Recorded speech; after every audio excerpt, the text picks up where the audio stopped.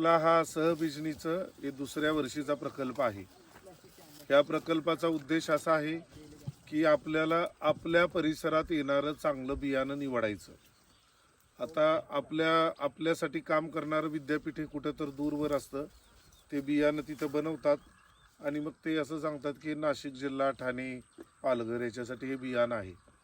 पण आपण सगळेजण बघतो की हवामानामध्ये फार मोठा बदल होतो आणि आपण वर्षानुवर्ष जी आपलं बी असतं ते बी वर्षानुवर्ष जसा पाऊस पडलेला असतो त्या पद्धतीचा असतो। पण आपल्या 10 वर्षापूर्वी जो पाऊस पडतो त्याच्यापेक्षा वेगळाच पाऊस आता पडतोय।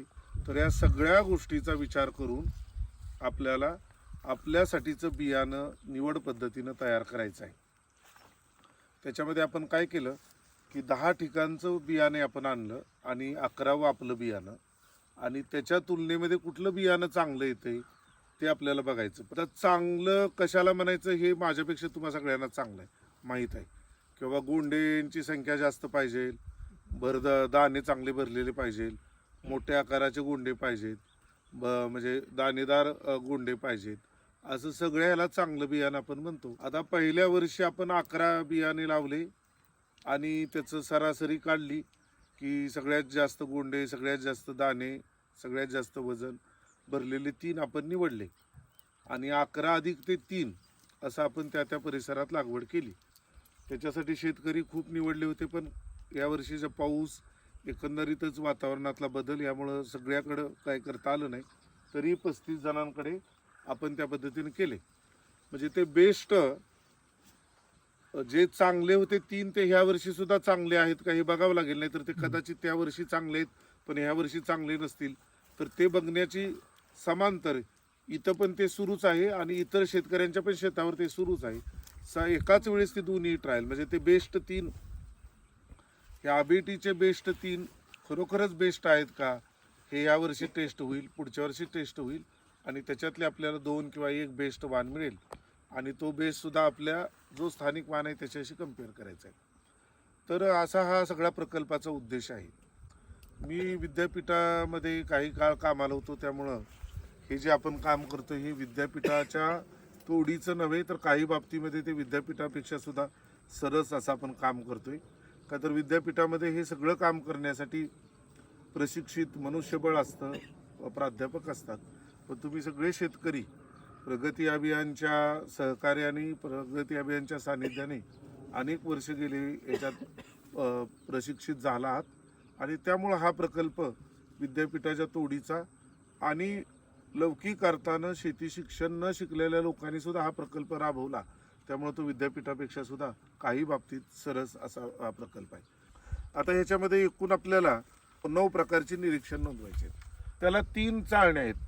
पहिल्यांदा निसवलं कुठलं, 50% निसवलं कुठलं आणि पहिल्यांदा काढणीला आलं कुठलं, हे आपल्याला महत्वाचं आहे। ते तुम्ही तुमच्या निरीक्षणाने नोंदवा।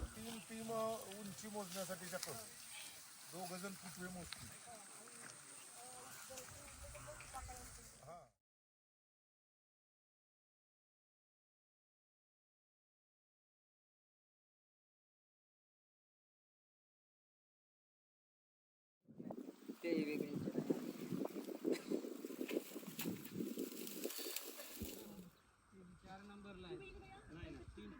रोपांची उंची घेताना आता ते आपल्याला घ्यायचं आहे, असं हे घ्यायचं, पकडायचं आणि याच्यातलं जे मोठं आहे ना त्याच्या शेंड्यापासून बुंद्यापर्यंत घ्यायची उंची।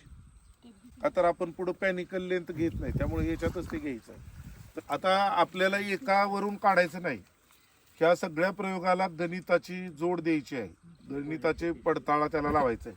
हे 106 आलं, एखादं 92 येऊ शकतं, एखादं 116 येऊ शकतं आणि मग त्याच्यातून सरासरी आपण असं म्हणू शकतो की हे बाबा 97 सेंटीमीटर उंच होत आहे।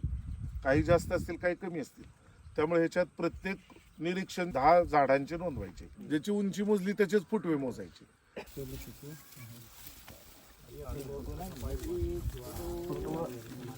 आता मग चुकत चालला,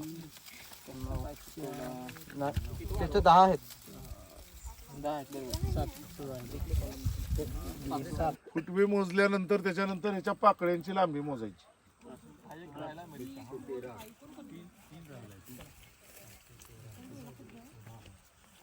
त्याच्यानंतर त्या पाकळ्यांची संख्या मोजायची. पाकळ्यांची संख्या 3 4 5 6 7 8 9 कापा. आणि मग त्याच्यानंतर 1 इंचाचा तुकडा काढायचा आणि त्याच्यात दाणे किती आहे ते बघायचे. आपल्याकडे पाकळ्यांची संख्या आहे, पाकळ्यांची लांबी आहे आणि 1 इंचातली दाण्याची, तर ते संगीताताई कॉम्प्युटरवर बसून एका कंसात किती दाणे आहेत ते कॅल्क्युलेट करू शकतात.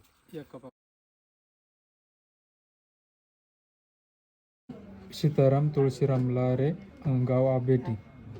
V9चं निवडलेल्या झाडाची उंची तर तसं प्रत्येक याच्यामधून प्रत्येक याची 120. मग पहिले याचं निवडलेल्या झाडाचे फुटवे किती, मग ते 5.